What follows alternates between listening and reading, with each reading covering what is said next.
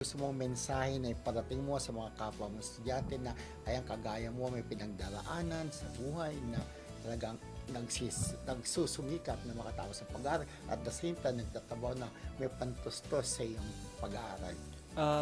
Para po sa mga estudyante na may pangarap kahit sabihin na hindi man umaakma sa buhay yung meron tayo. Laban lang, minsan hindi talaga nakukuha, hindi talaga agad nakukuha kung ano yung gusto natin. Minsan kailangan natin paghirapan. Yun lang po.